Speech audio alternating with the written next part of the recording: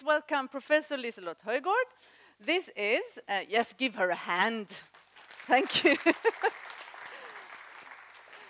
You used to be the chair of the Denmark National Research Foundation, and now you are head of the department at the Clinic Physiology at Rigshospitalet in Denmark, and also member of the board of directors of the Novo, the Nordic Foundation. So you have many hats to fit, but please, you're so welcome. Apart from my background and experience as researcher, I also have a grandchild, Ingrid, who is both Swedish and Danish. I have borrowed this little picture from her, and I would like to invite you up in her helicopter to give the big picture view of how to assess scientific quality. But actually, the goal is not to assess scientific quality. The goal is to obtain scientific quality. But by assessing future potential as good as we can obtain scientific quality. Quality assessment depends on where you are in the ecosystem. If you are a foundation, then you do ex-ante evaluation of applications. That's difficult, as we have heard. If you are a researcher, then you do quality assessment of science every day in your continuous work with the science on an everyday basis. When you do protocols, when you do the science itself. When you are an editor or a peer reviewer for a journal, you do ex-post evaluation of manuscripts. That's actually much easier than to do ex-ante evaluation for a foundation. But also you do a lot of quality assessment when you do academic discussions and go to conferences, and when you evaluate for prizes, as this fine house does. When you look at quality assessment, there is of course the output, the publications and patents and all the problems we know about bibliometry, but we use it anyhow. But the important thing is the outcome for society. That takes a lot of effort to measure with Research Fish, Irish, the UK research assessment exercise. But actually there the big question is how to really assess the impact of science, because it may take more than 100 years before you really know what came out of it. Think about Carl von Linné. It was glorious when he made the system, but it's standing on the shoulders of giants today. We cannot even imagine how important the discoveries and the system of Carl von Linné was. And today, we need science more than ever. There is no planet B. We need science of the highest quality to get us out of trouble, not only for the solution, but as Jean-Pierre said, as a basis for the solution, evidence-based decision-making.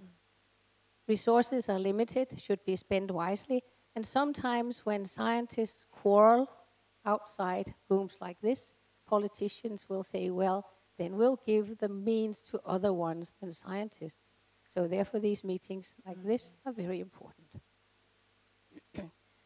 If you ask me, you could just as well ask another physiologist. Ernst Starling, he was asked the same question as I was asked by the British Research Council in 1924, and he said, find the best of men, give them what equipment you can afford, and leave them alone. Those days it was men. Nowadays, diversity is so much important. We know that a diverse research group is better than one which is homogeneous. I'll tell you a story about Denmark. Denmark was 25 years ago average in research. But now, if you measure on publications, all kinds of bibliometry, we are number 2, 3 on the world measured per capita. That's quite a lot for a small country. What happened? This man came along. Up here you see Gunnar Øqvist, and the Danish National Research Foundation was established in 1992. It was evaluated about 10 years after by an international panel led by Gunnar Øqvist, and they said, it's doing well, but increase quality further and strengthen internationalization. And then Gunnar joined the board and has had a tremendous effort and done a tremendous effort for us and has had a tremendous important effect on Danish research by the pedagogic example, saying quality, quality, quality. a report was made on European research fostering breakthrough report, an academy report in 2012, and said the DNRF, the Danish National Research Foundation, is very important for the development of the Danish research. And in 2013, the foundation was evaluated again by Dr. Wilhelm Kohl, who will come back to that, said it's going well, and you helped us with the renewal of the endowment. The Danish research ecosystem is with basic science, translational research, applied research, innovation, 3% of the GDP, and this Danish National Research Foundation for basic research at the frontiers of all scientific fields. But what is basic science, basic research? There is applied research, not yet applied research. It's all about quality. The DNRF is behind 2% of the research budget in Denmark, but behind a lot of the successes. Our main instrument is Centers of Excellence, large flexible grant with freedom, flexibility, trust, up to 10 years, and medium size. We strive to deliver transformative results, although I agree with Jørgen Sandberg, you cannot predict where it comes. And then also Niels Bohr professorships to attract researchers from abroad. The core values are, as we have heard, the two last speakers: excellence, risk-taking, transparency, freedom, flexibility. And then I think there are some secrets. The board, with 9 members, all scientists, do a lot of work. It's an international board that's with 5 from outside Denmark, 4 from Denmark. It's very important in small countries to avoid local bias. I have been sitting as chair for 6 years, and now it's Jens Kielit Nørskov, and I'm very proud that he has taken over. We were evaluated in 2013 by Dr. Kohl and an international panel who made a fine report, and I'll highlight the results for you as proof of principle of what we do. 20% of publications in high-impact interdisciplinary journals are from the DNRF. We were behind 2% of the total budget.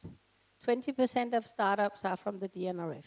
12% of patent applications, 20% of granted patents. This is a research council for absolute frontier research for basic science, but it is behind innovation. And that is a very important key message in line with Jean-Pierre's talk. The very best research creates the very best innovation. And then it's, again, Center of Gravity Denmark, but half of the researchers are from outside. And if we look at the publications in interdisciplinary journals, we have the DNRF centers up here with MIT, Stanford, Harvard, and so on. So it's all right. It's going well. So it's rather large centers, 10 years, up to 7,500 people, universities in Denmark, interdisciplinary and international, and 2 bottom-up. Some examples. It can be in archaeology. Here we have Professor Rubina Raya from Aarhus, archaeology in urban societies from the ancient Mediterranean. It could be Professor Martin Bizarro working on the early history of our solar systems. Or it could be Eske Willerslev with the ancient human genome. All of them with transformative research in their areas. How do we do? Quite old-fashioned expressions of interest. The board reads all the 160 expressions of interest, luckily only every second year. And then we invite the best 25 or so to write a full application. Then we send it to external peer review again. I believe in peer review. It's like democracy. It's not very good, but it's the best we have. The basic principles in peer review are that full transparency. The applicants can comment on the reviewers and on the selection of the reviewers. And one of the most important things is that our applicants appear for interview with the board. When we select new centers, it's on the basis of the idea first, then the center leader, and then the team. About age, our youngest Center of Excellence leaders, 37, 38, and the old ones, 60. So age is not important. The important thing is the idea, the center leader, and the team. And we look on quality, quality, and quality. Here we have Dorte Dahl Jensen, who is working with the ice cores in Greenland. When we look at the center leader, we look, of course, on the high-level research competence. For such a big center, you have to evaluate past performance. But the idea is even more important. And then the personal qualities of the center leader. It's not a public relation competition, but you need a certain personality to be bestowed this 10-year and such a lot of money responsibility. Actually, from the board work, I can report that being from very different backgrounds, it's interesting that you recognize excellence when you see it, no matter what background you have. Helga Novotny, the second president of the ERC, has said that several times. One of the other secrets is from Christina Moberg, the previous president of the Royal Academy here. We had Christina Moberg and Kirsten Hastrup, both board members at the DNRF at the same time, the presidents from the Swedish Royal Academy and the Danish Royal Academy. And we had a conference, same type of this, in the Danish Royal Academy, and we asked the same question, and Christina, she looked at the audience with her wonderful blue Swedish eyes and said, you actually have to read the applications and papers to judge the quality. And that one is quoted widely in Denmark. I think that is the crux of the matter for peer review. You need the best peer reviewers, the best assessors, and you need them really to read the science. These centers, they live for 10 years. After 6 years, they are evaluated with self-evaluation and application, and then an international panel again. And the board decides on the prolongation, and centers may be terminated, so it's not just for the scene of it.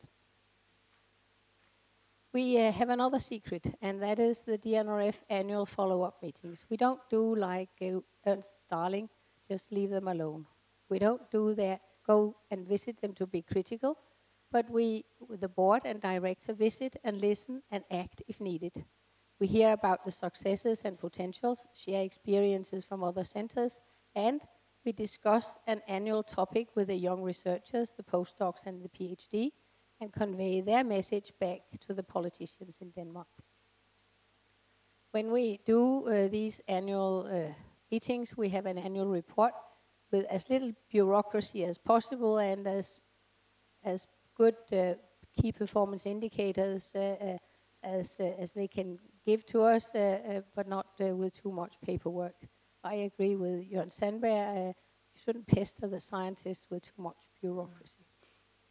But the scientists actually enjoy these meetings because then they themselves see where are we going.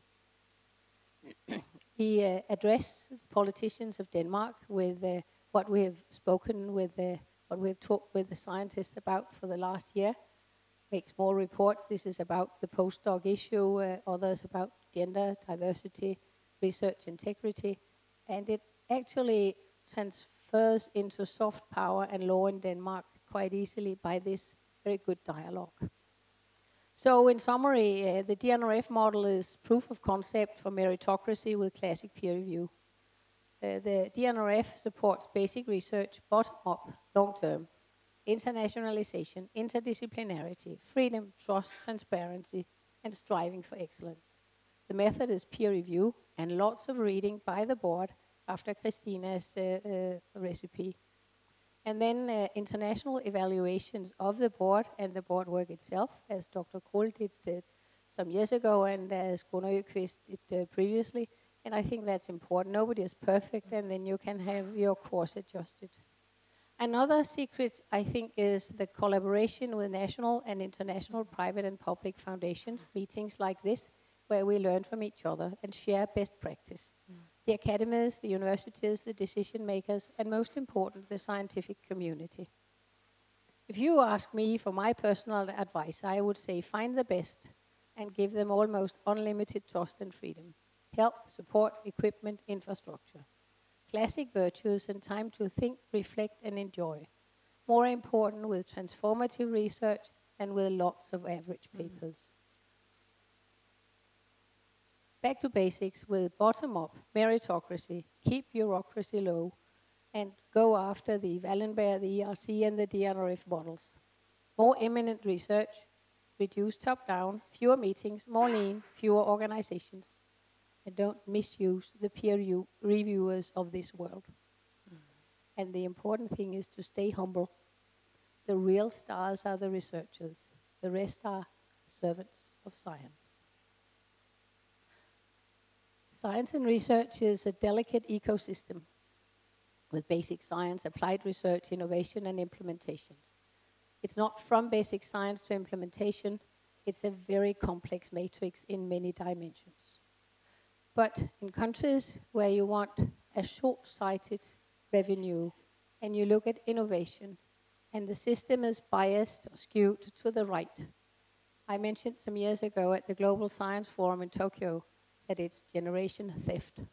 Because you steal from future generations by taking away the best basic science, the best frontier research.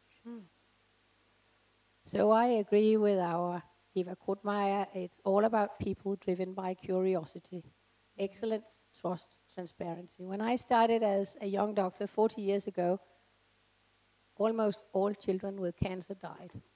Nowadays, the cure rate of children with cancer is 90%. I've been a little bit of a part of that, working in pediatric nuclear medicine. It is extremely important, of course, for the children and for their families and for the whole of medical research. If we look at what research has provided in the last couple of years, not only in medicine, but in all areas, it is so important for society. And in the future, it will be even more important because there is no planet B. We have to stick together, do it as good as we can, stay humble. It's all about people driven by curiosity. Thank you. Thank you so much.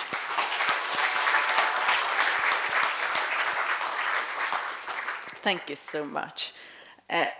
As you know, we are so impressed by Denmark in Sweden, and I know that you have your list of advice, etc. But you also did some quite remarkable things with the universities. You merged, didn't you? And we merged. So you have a few bigger universities, whereas in Sweden we went the other way. So can you give us a short background on that? It was in the beginning of the 2000s. I was sitting in the Danish Political Research Council, and we advised the government, instead of having many small universities, to pool them so that we have 7 big universities and then the ICT university, which is actually the size of a department. But we have these 7 universities, and 3 of them are very good in science, the University of Aarhus, the Technical University of Denmark, and the University of Copenhagen. And I think we have allowed ourselves in a small country to say that science is not like arts and football. It's not an equal society. There are stars, and then there are the rest. And if you don't allow stars to be stars, then it doesn't work. That's so true. You mentioned the evaluation led by Gunnar Öqvist, and I thought it was quite funny when we talked before, and you said Gunnar came, and you know, he's so old-fashioned.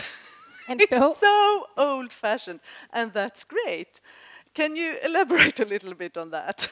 What is so good with being old-fashioned in this sense? I wouldn't say old-fashioned. I would say classic. I would say classic. Yeah, classic, that sounds better. Classic meritocracy, like Aristotle, he invented 2,500 years ago or so. I think it's very important. Find the best. And the big question is, of course, how do we do that? Gunnar is up here, and he is graced with a knighthood from the Danish Queen because of his effort for Danish research. So I think it's very important to recognize when people have good advice, then listen and learn and try to adapt. I think we were less knowledge. We had less knowledge about this idea of quality. We had it previously, but then somehow it all got so dispersed, and everyone were in each their direction.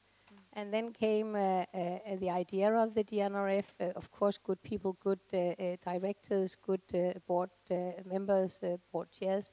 I think it was very important with this pedagogic effect of Gunnar Öqvist. And I think it was important also that the DNRF model was part of the discussions behind the ERC. So I think it's important with the sharing of best practice. And also if you do things which are not really the very best, then step back, look at what the others do internationally, get inspired, and adjust. And at the moment, if I may give an advice to Sweden, I think actually the most important thing is this scales.